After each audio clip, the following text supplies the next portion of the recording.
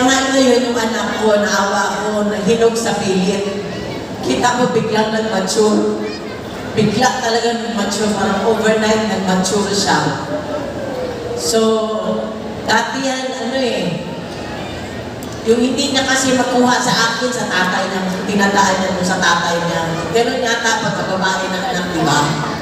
Sa tatay niya, kaya, minsan yung si Ninong Bong niya, sabi niya, sinabihan na iyak doon nung iyakan kami ni Senator Bong, pagtawag na iyak. Kasi kilala niya rin Iyakan kami sa telepono. Tapos, tinext, lalo pa siya umiyak, nung tinext siya na sinabihan siya na anak ko na, Ninong, ikaw na lang muna ang papa ko, kasi wala akong sinabihan niya. Kasi nga yan, yung hindi niya nga ako ang yung disciplinarian ako So, hindi niya makuha sa akin, doon siya sa tatay niya. So, yung presidente siya, ginawa niya lahat, di ba? Gusto niya maging maayos ang pamilya, walang adik sa pamilya. Kasi, ma'am, nung sa Davao, may kapitbahay kami doon, former teacher siya ni Congressman Paulo, Congressman Pulong. Lumapit, mayor pa siya noon, lumapit. Sabi sa kanya, natatakot daw sila mag-asawa kasi adik yung anak nila. Sila ang nag-aaway pagka kunyari napagalitan, bakit mo pinagalitan? Gising sila buong gabi, adik yung anak nila takot sila gurgurin Yun ang niya. Naalala ko nung pag-ikom namin, halos lahat nun may placard, di ba? Mayor, ang biyanan ko, adik, lahat, di ba, nung naalala nyo, 2016. Alam mo, ako lang talaga ang nag-refuse. Hindi ako nagpakalbo, di ba? Kasi naaway ko siya nun Alam ko kasi magtatrabaho siya Wala siyang pakialam. Wala siyang pakialam kung anong mangyari sa pamilya niya. Basta gagawin niya yung panunumpa niya. Ganun siya ng klaseng tao Nanumpa siya Awang giti yung Bible. Ganun siya Kaya nung araw-araw na siya umaalis, pinapakain ko siya ng sermon, nagagalit siya. Tuwing kumakain kami bago umalis, sabi ko, pag tumakbo ka, ganyan-ganyan, hindi ka wala ka ng privacy, ganyan-ganyan, lahat. Ayaw ko talaga nung na yun na tumakbo siya. Pero wala, nung nakita ko na nung first na sa Cavite, nakita ko na yung ng tao Tuwing mag-a-announce siya ng against sa mga drug addict, alam niyo ma'am, kahit saan ako ma'am, tumatayo ako bigla akong napapatalo sa kinaupuan ko. Pag sinabi niya, kayong mga kurang, kasi iniisip ko yung anak ko, balikan.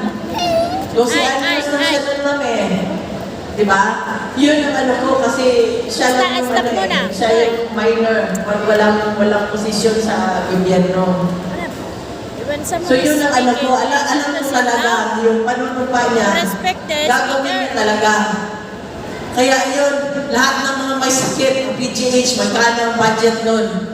Diba, ang sabi ng doktor nun, kala nila, ang 100 billion na budget is one time lang, monthly yun. Napupunta sa mga may sakit kasi alam niya yan nung mayor siya, alam niya ang pinakaunang inilalapit ng tao, mayor, na ospital, may sakit ang nanay ko, mga ganun, di ba? Wala talaga, katawan talaga ng tao Hindi mo maano yan, lahat ng pamilya, pag yan ang dumating, kahit na galit niya karaming ipon mo, diba? Talagang mawawalan ka pag yan na Kaya nga sinabi, health is wealth. Pag nagkasakit na, wala na tayo. So yan ang sabi ko nga kung sino pa sabi ko, buti pa, ka. naging gago ka na lang ng presidente ka. Mas hindi pa siguro masakit, no? Sana ko, sabi ko, gano'n ka na lang, namurakot ka na lang, kung ano yung ginawa mo. Sa pate. Pero hindi eh. Miski na pagod siya, pinilit niya talaga. Miski na sa edad niya, pinilit niya, pinupuntahan niya. Miski na sa marami, alam niya, delikado na pupunta siya, lumilipad siya, papunta doon, hindi ba yun alam? Di ba? Lahat ng pinipilit niya, sinagad niya talaga yung katawan niya. Nasagad talaga ang katawan niya. Sulit talaga yung pinasweldo niyo. Sabihin ko sa inyo, sulit talaga. Sorry.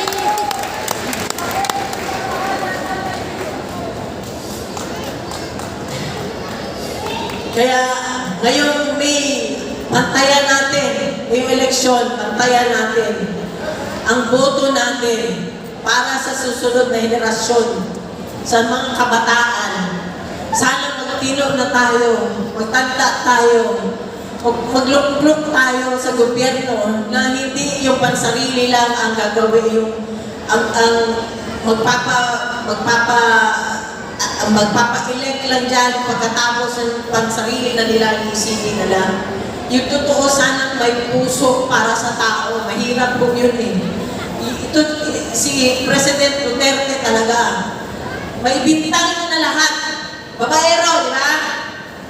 Oo. Pero yan, patriotism, hindi mo makakano yan sa kanya. In fact, pwede ko sabihin pa, mas minahal pa niya kayo ang bansa kaysa sa amin. Kasi hindi niya inantala sa pamilya. Hindi niya inantala na makidnap ba o maano ba ang pamilya. Salamat, ma'am. Salamat. Duterte! Duterte!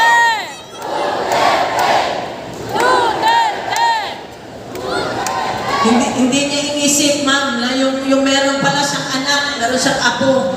Pag nag-warning siya sa kurap, wala. Pag nag-warning siya sa drug lord, wala kami sa isip. Ang iniisip niya ang pamilya ng ang anak ng bawat Pilipino. Na yung anak kong babae, yung anak kong lalaki, hindi drug addict. Yung anak kong babae at asawa, makakauwi, makakapunta, makakagimik, makabalik sa bahay. Yun ang ano niya. Even hanggang ngayon, nung alam niyo ba na hindi yan siya ayaw niya ng malamig na lugar. Sabi ko nga sa kwarto 28, ang thermostat. Ma'am, subukan mo mag-create ng thermostat. Pero pagbaba sa aeroplano, dinala siya ng mga animal doon sa Hague. Sinabi pa niya kay ES, wala siyang pera nun, mami. Wala siyang pera. Hindi na siya umahawak ng pera, hindi niya na alam na magkano na lang, magsabi na lang yan siya na gusto niya kumain, gano'n, pero hindi niya na alam. Wala na yan siya sa pera. Sinabihan pa niya si ES, Bingbong, bilihan mo ng mga panlamig yung mga kasi walang mga visa yun, ma'am. Hindi yung ready na pupunta sa malamig na lugar. Inisip pa niya ibang tao sa sarili niya. Kaya maya-maya na lang ako, ma'am, talaga. Hindi ko talaga maya-maya na lang ako lumuluha. Sana mahinto ng luluha ko. Tulungan niyo na lang ako, ma'am, sa dasal, ma'am, ha? Mga ma'am at mga sir. Salamat. So ngayong May 11, wag na kayong wag na kayong lumingon pa sa ibang Halika dito, ma'am, yung may karatula. Ay, yung likod na yung may sa likod. Ay, pala. Yan. Alam mo, ma'am, ito sila kasama namin even noong 2016. Hindi yan nagbago. Totoo yan. So yung mga tao ganyan, tuon nyo tingnan. Ang karakter ang tingnan nyo. Huwag kayong mga plastic na maganda lang ang pakitungo sa inyo kasi okay, di ba? Nasa posisyon ka, nasa ano. Doon kayo sa ito talaga sila, ma'am, hindi kami iniwanan. Totoong tao yan mga yan. Si Bondok, kumanta yan. Pero ngayon nandyan. Si De La Rosa, hanggang ngayon nandyan. Of course, si Bongo. Alam niyo ba si Senator Bongo? Siyempre, wala na siya income, ma'am. Siya ang nagpapacheck up sa kanya at bumibili ng gamot. Hindi niyo ba alam yan? Hindi niyo yung nagsasabi. Basta ang mga gamot niya nakakarating na lang sa amin. Siya ang gumagastos. Hinlo. Nasa amin na yan ng 2060. Totoong tao. Huwag kayo dun sa lumalabas ng tuwing eleksyon na humihingi lang ng tulong din natin. Boto natin. Pagkatapos, silito lipat. Pagkatapos, lumilipat. Diba? Pero ngayon nandyan. Nakaka-frustrate kasi ma'am. Wala naman siya nagawa eh. Hindi naman marunong magsalita. Tama. Balingbing. Lambino, nandyan na yan. Senator Marcoleta, nakita ninyo. Pastor Kibuloy, kinulong man nila. Binitay nila. Hindi bumaliktad. Hindi nabibili ng pera. Rodriguez, kita mo anong ginawa. Hindi niya matiis. Hindi niya kayang sabayan ng kalokohan. Doon tayo, ma'am. Hindi yung alam mo ng kalokohan, alam mo ng illegal, hindi sumasabay ka pa rin sa kanila. Ibig sabihin, walang prinsipyo. Yes, Huwag na tayo Rodriguez. dun sa walang prinsipyo. Of course, is Ipe Salvador. Sabihin ko sa inyo, mga matino na tao yan. Nandyan yan siya. Parati natin kasama. Whether sa anong panahon, hindi pa, mayor pa lang siya. Kasama na namin yan. Hindi mo kailangan bigyan, hindi mo kailangan amuhin or anong gawin mo para sumama. Wala, yung talagang, ang nanaig talaga is kaibigan. Yun ang nanaig sa kanya. Of course, si Dr. Mata, taga Davao din yan. So sana ma'am, bigyan natin ng tsansa. Total, yung mga nandyan ngayon, ang tatagal na eh. Matatagal na, masyado nang matagal.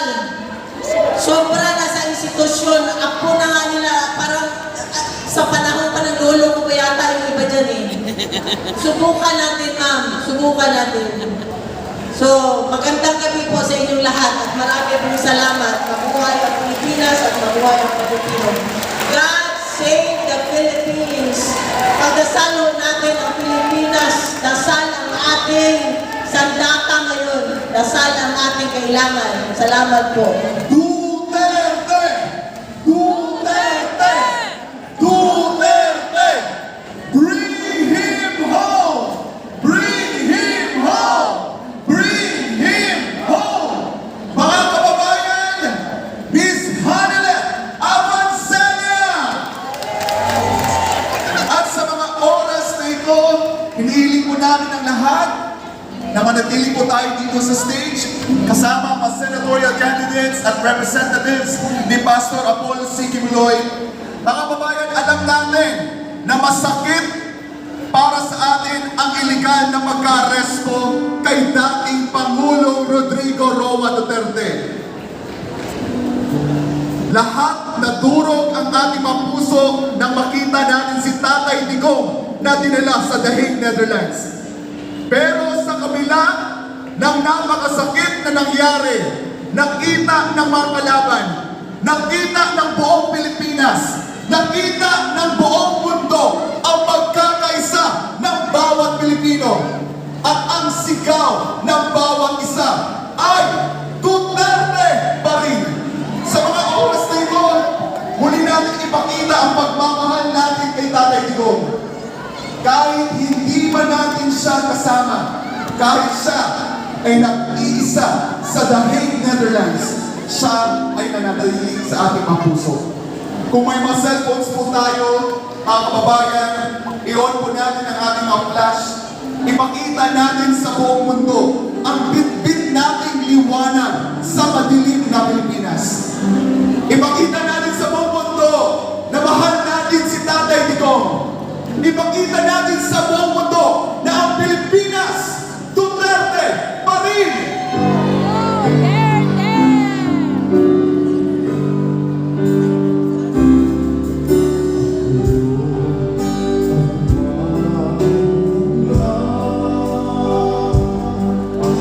Isa ang nais lang, isigaw ang nadarama.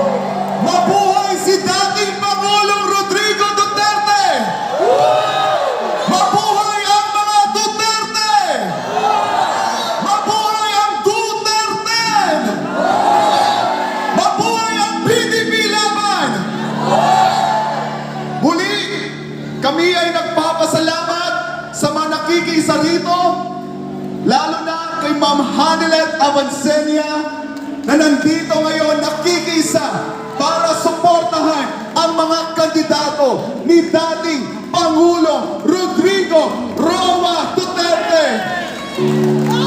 Iiwanan ba rin natin si Tatay Digong? Pababayaan ba natin si Tatay Digong? Sinong naniniwala na makakasama natin muli si Tatay Digong? Lahat tayo ay naniniwala na makasama si Tatay Digong at higit sa lahat, panalo na ang Duterte! Duterte! Duterte! Duterte! Duterte! Duterte!